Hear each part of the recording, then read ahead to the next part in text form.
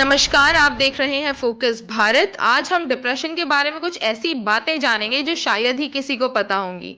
ये एक आम गलतफहमी है कि डिप्रेशन सिर्फ उदास होना या फिर उदास महसूस करना होता है। वास्तव में ये कई तरह के भावनात्मक और शारीरिक लक्षणों को शामिल करता है, जिनमें रुचि की कमी, थकान, नींद और भूख में बदलाव, ध्यान केंद्रित करने में कठिनाई और यहाँ तक कि अस्पष्ट शारीरिक दर्द भी शामिल है। कई बार डिप्रेशन से पीड़ित व्यक्ति उदास दिखने की बजाय चिड़चिड़ा या बेचैन महसूस कर सकता है। डिप्रेशन का शारीरिक स्वास्थ्य पर गहरा प्रभाव पड़ सकता है। डिप्रेशन सिर्फ एक मानसिक स्वास्थ्य समस्या नहीं है। शोध बताते हैं कि इसका हृदय रोग, मधुमेह और अन्य पुरानी बीमारियों से बढ़ते जोखिम से संबंध है।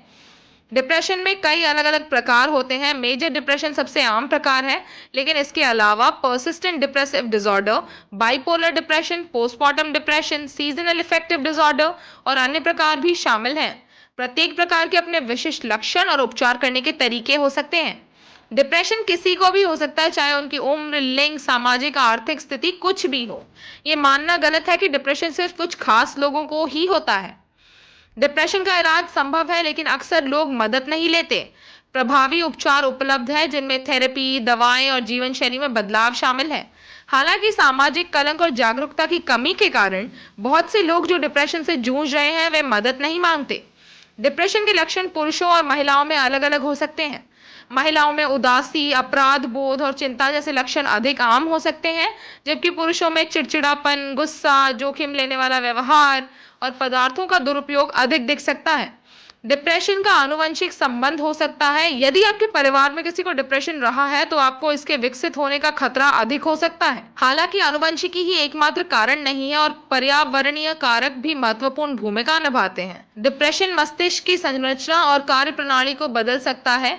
अध्ययनों से पता चला है कि डिप्रेशन से पीड़ित लोगों के मस्तिष्क में कुछ हिस्से एक दूसरे से अंतर खा सकते हैं, जैसे कि हाइपोथैलेमस का छोटा आकार जो सीखने और स्मृति की भूमिका निभाता है। न्यूरोट्रांसमीटर के स्तर में भी असंतुलन हो सकता है। डिप्रेशन दिखाई नहीं देता। अक्सर डिप्रेशन से पीड़ित लोग बाहर से बिल्कुल सामान्य दिख सकते हैं और अपनी भावनाओं को छिपा सकते हैं। इसीलिए किसी के बारे में उनकी बाहरी उपस्थिति के आधार पर राय बनाना सही नहीं है। डिप्रेशन एक कमजोरी या व्यक्तिगत विफलता नहीं है, यह एक वास्तविक चिकित्सा स्थिति है जिसके लिए सहानुभूति और उचित उपचार की आवश्यकता होती है। किसी को भी इसके लिए दोषी ठहराना गलत होगा।